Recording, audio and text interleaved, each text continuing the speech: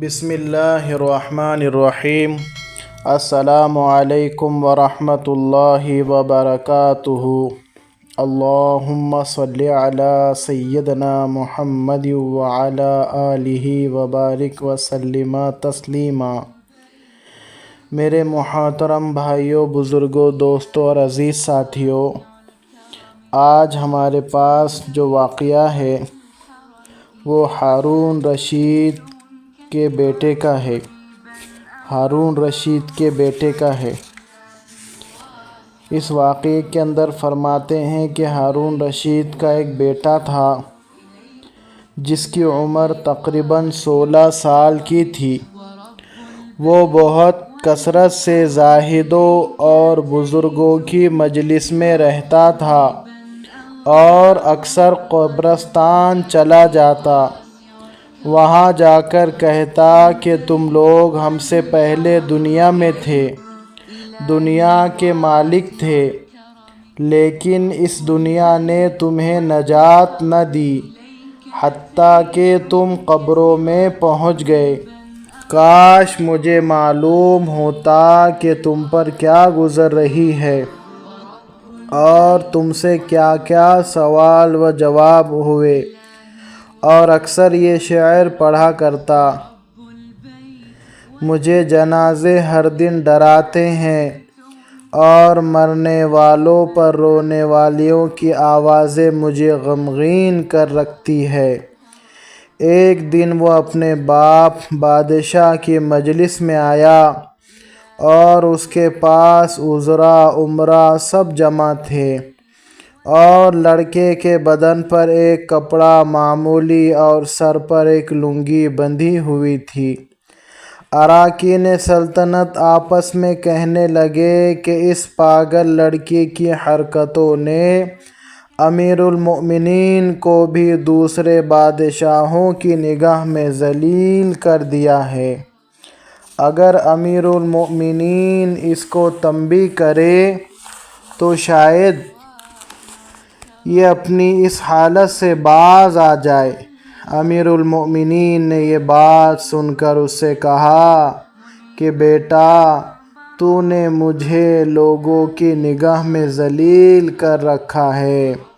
اس نے یہ بات سن کر باپ کو تو کچھ جواب نہیں دیا، لیکن ایک پرندہ وہاں بیٹھا تھا۔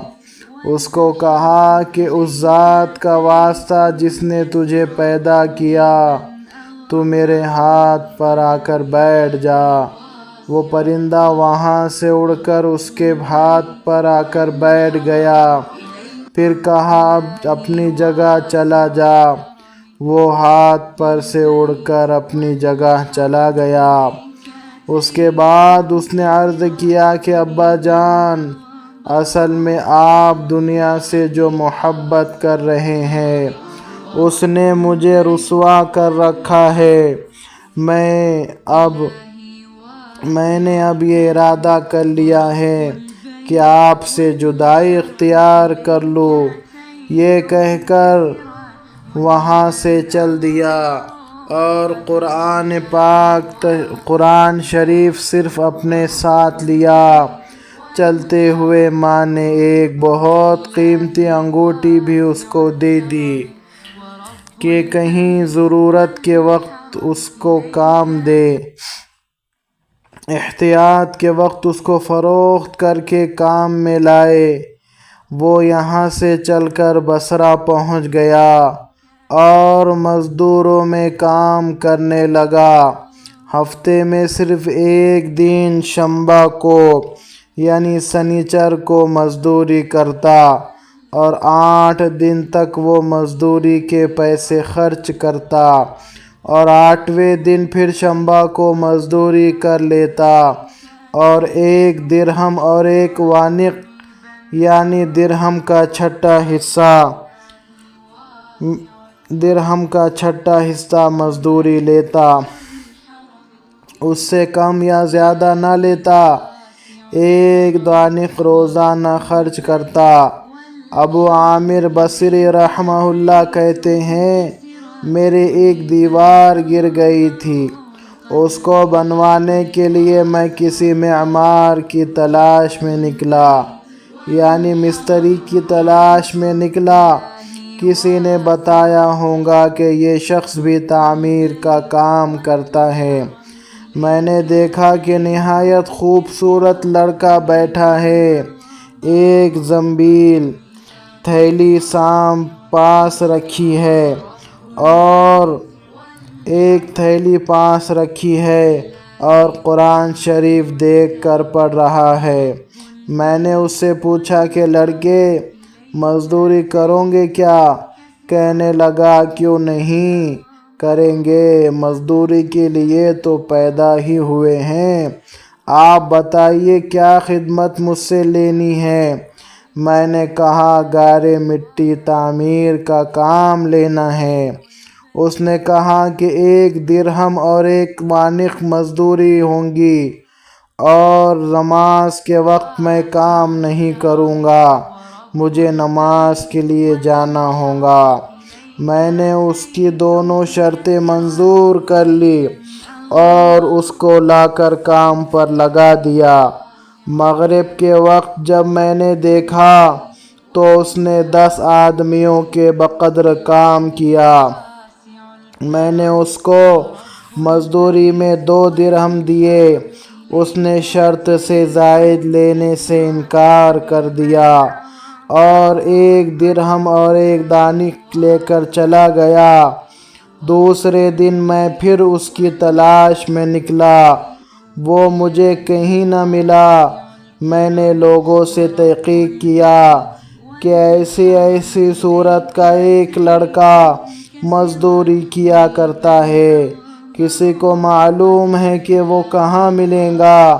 لوگوں نے بتایا وہ صرف شنبہ ہی کے دن مزدوری کرتا ہے، اس سے پہلے تمہیں کہیں نہیں ملے گا۔ مجھے اس کے کام کو دیکھ کر ایسی رغبت ہوئی کہ میں نے 8 دن کو اپنی تعمیر بند کر دی اور شنبہ کے دن اس کی تلاش میں نکلا۔ وہ اسی طرح بیٹھا ہوا قرآن پڑھتا ہوا ملا۔ میں نے سلام کیا اور مزدوری کو پوچھا۔ اس نے وہی پہلی 2 شرطیں بیان کی، میں نے منظور کر لی۔ وہ میرے ساتھ آ کر کام میں لگ گیا۔ مجھے اس پر حیرت ہو رہی تھی کہ پچھلے شنبہ کو اکیلے نے 10 آدمیوں کا کام کس طرح کر لیا،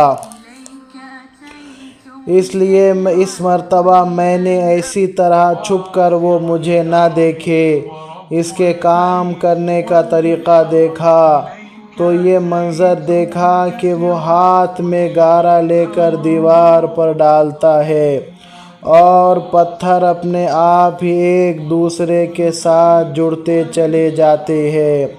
مجھے یقین ہو گیا کہ یہ کوئی اللہ کا ولی ہے اور اللہ کے اولیاء کے کاموں میں غیب سے مدد ہوتی ہے۔ جب شام ہوئی تو میں نے اس کو 3 درہم دینا چاہے، اس نے لینے سے انکار کر دیا۔ میں اتنے درہم کیا کروں گا، اور 1 درہم اور 1 وانق لے کر چلا گیا۔ میں نے 1 ہفتہ پھر انتظار کیا اور تیسرے شنبہ کو پھر اس کی تلاش میں نکلا، مگر وہ مجھے نہ ملا۔ میں نے لوگوں سے تحقیق کیا۔ ایک شخص نے مجھے بتایا کہ وہ 3 دن سے بیمار ہے اور فلاں ویرانے جنگل میں پڑا ہے۔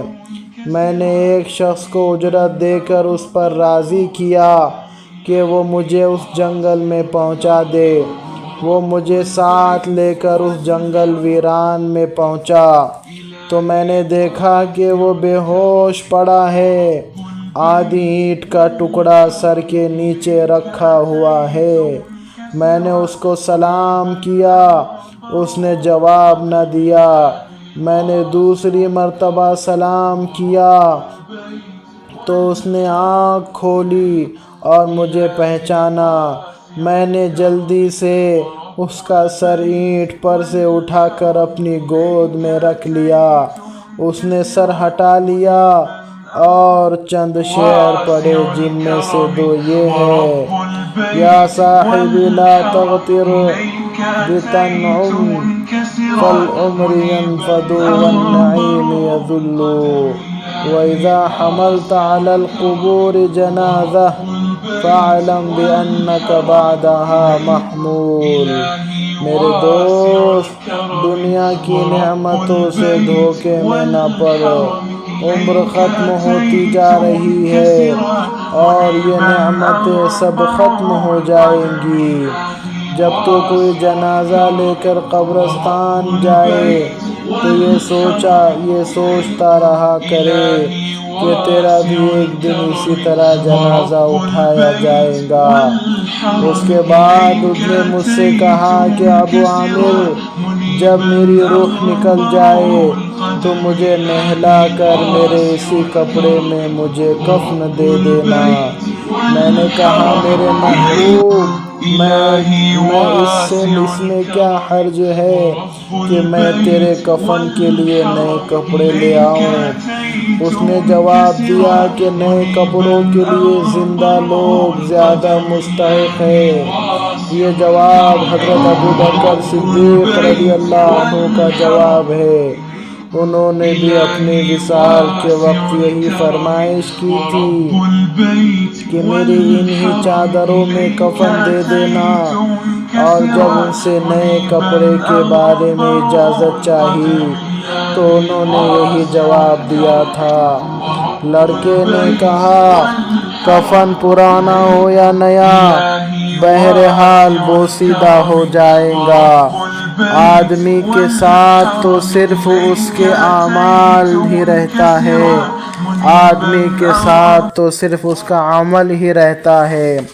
اور یہ میری لنگی اور لوٹا قبر کھودنے والے کو مزدوری میں دے دینا، اور یہ انگوٹھی اور قرآن شریف ہارون رشید تک پہنچا دینا، اور اس کا خیال رکھنا کہ خود انہی کے ہاتھ میں دینا، اور یہ کہہ کر دینا کہ ایک پردیسی لڑکے کی یہ میرے پاس امانت ہے، اور آپ سے یہ کہہ گیا ہے کہ ایسا نہ ہو کہ اس غفلت اور دھوکے کی حالت میں آپ کی موت آ جائے۔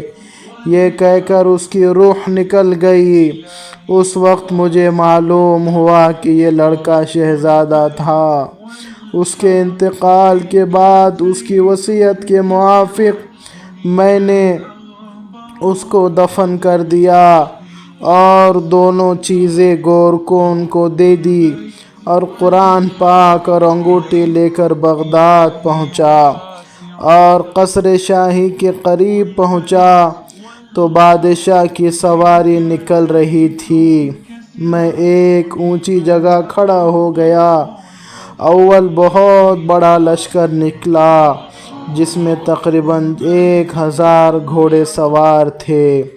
اس کے بعد اسی طرح ایک کے بعد ایک دیگر 10 لشکر نکلے، ہر ایک میں تقریباً 1000 سوار تھے۔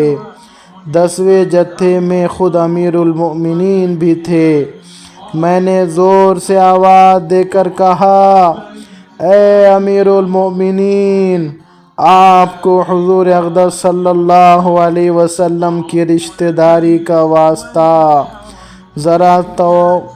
ذرا سا توقف کر لیجئے۔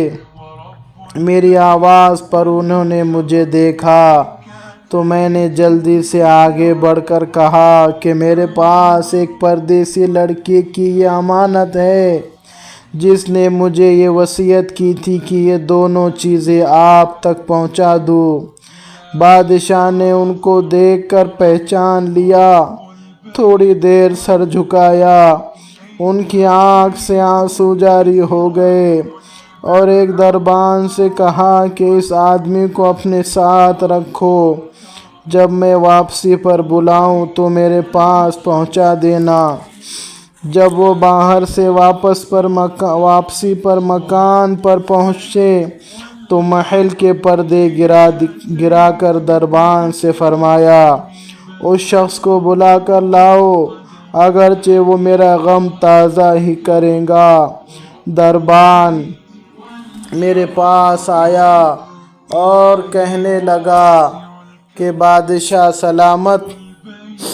دربان میرے پاس آیا اور کہنے لگا کہ امیر المؤمنین نے بلایا ہے، امیر المؤمنین نے بلایا ہے، اور اس کا خیال رکھنا کہ امیر پر صدمے کا بہت اثر ہے۔ اگر تم 10 باتیں کرنا چاہتے ہو تو 5 ہی پر اکتفا کرنا۔ یہ کہہ کر وہ مجھے امیر کے پاس لے گیا۔ اس وقت امیر بالکل تنہا بیٹھے تھے اور مجھ سے فرمایا کہ میرے قریب آ جاؤ۔ میں قریب جا کر بیٹھ گیا۔ کہنے لگے کہ تم میرے اس بیٹے کو جانتے ہو؟ میں نے کہا جی ہاں میں ان کو جانتا ہوں۔ کہنے لگے وہ کیا کام کرتا تھا؟ میں نے کہا گارے مٹی کی مزدوری کرتے تھے۔ کہنے لگے تم نے بھی مزدوری پر کوئی کام اس سے کروایا ہے؟ میں نے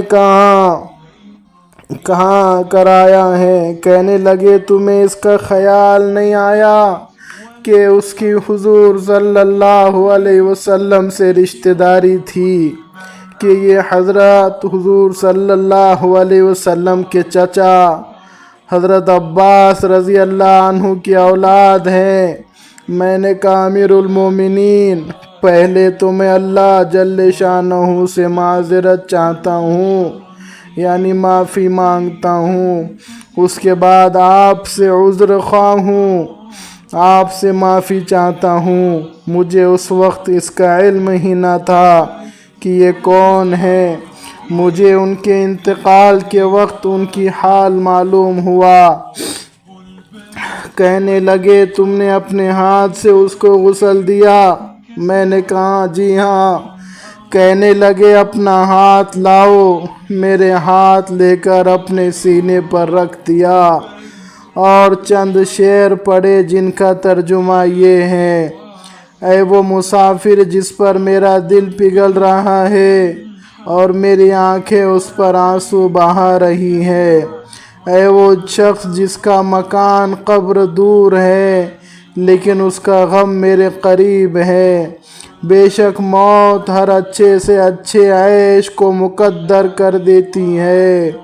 وہ مسافر ایک چاند کا ٹکڑا تھا، یعنی اس کا چہرہ جو خالص چاندی کی ٹہنی پر تھا، یعنی اس کے بدن پر پس چاند کا ٹکڑا بھی قبر میں پہنچ گیا اور چاندی کی ٹہنی بھی قبر میں پہنچ گئی۔ اس کے بعد ہارون رشید نے بصرہ اس کی قبر پر جانے کا ارادہ کیا۔ ابو عامر رحمۃ اللہ علیہ ساتھ تھے۔ اس کی قبر پر پہنچ کر ہارون رشید نے چند شعر پڑھے جن کا ترجمہ یہ ہے: اے وہ مسافر جو اپنے سفر سے کبھی بھی نہ لوٹے گا، موت نے کم عمری میں ہی زمانے میں اس کو جلدی سے اچک لیا، موت نے کم عمری کے زمانے ہی میں اس کو اچک لیا۔ اے میری آنکھوں کی ٹھنڈک، تو میرے لیے انس اور دل کا چین تھا، میری لمبی راتوں میں بھی اور مختصر راتوں میں بھی تو نے موت کا وہ پیالہ پیا ہے جس کو عنقریب تیرا بوڑھا باپ بڑھاپے کی حالت میں پیے گا۔ دنیا کا ہر آدمی اس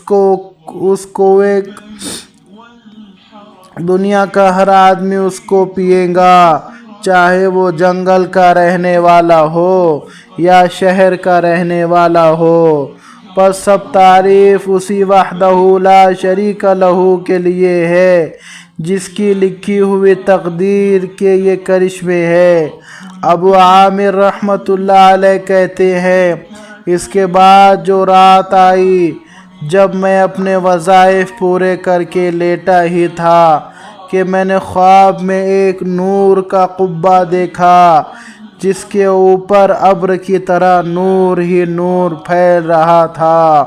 اس نور کے ابر میں اس لڑکے نے مجھے آواز دے دی، آواز دے کر کہا، ابو عامر، تمہیں حق تعالیٰ شانہ جزائے خیر عطا فرمائے، تم نے میرے تجہیز و تکفین کی اور میرے وصیت پوری کی۔ میں نے اس سے پوچھا، میرے پیارے، تیرا کیا حال ہے؟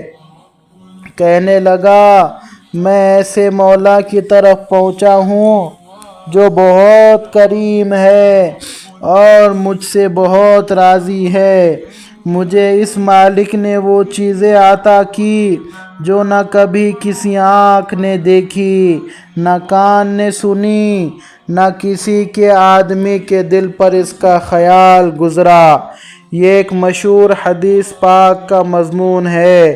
حضور اقدس صلی اللہ علیہ وسلم کا ارشاد ہے، اللہ جل شانہ کا پاک ارشاد ہے، میں نے اپنے نیک بندوں کے لیے ایسی چیزیں تیار کر رکھی ہے جو نہ کسی آنکھ نے کبھی دیکھی اور نہ کان نے کسی کی سنی، نہ کسی کے دل پر اس کا خیال گزرا۔ حضرت عبداللہ بن مسعود رضی اللہ عنہ فرماتے ہیں کہ توریت میں لکھا ہے کہ حق تعالیٰ شانہ نے ان لوگوں کے لیے جن کے پہلو رات کو خواب گاہوں سے دور رہتے ہیں، یعنی تہجد گزاروں کے لیے وہ چیزیں تیار کر رکھی ہیں جن کو نہ کسی آنکھ نے دیکھا، نہ کان نے سنا، نہ کسی آدمی کے دل پر اس کا خیال گزرا، نہ ان کو کوئی مقرب فرشتہ جانتا ہے، نہ کوئی نبی رسول جانتا ہے، اور یہ مضمون قرآن پاک میں بھی ہے، فَلَا تَعْلَمُ نَفْسٌ مَّا أُخْفِيَ لَهُم مِّن قُرَّةِ أَعْيُنٍ۔ کسی شخص کو خبر نہیں جو آنکھوں کی ٹھنڈک کا سامان ایسے لوگوں کے لیے خزانہ غیب میں موجود ہے۔ در منصور۔ اس کے بعد اس لڑکے نے کہا، حق تعالیٰ شانہ نے قسم کھا کر فرمایا کہ جو بھی دنیا سے اس طرح نکل آئے جیسا میں نکل آیا، اس کے لیے یہی اعزاز و اکرام ہے جو میرے لیے ہوئے۔ صاحب روض کہتے ہیں کہ یہ سارا قصہ مجھے اور طریقے سے بھی پہنچا ہے۔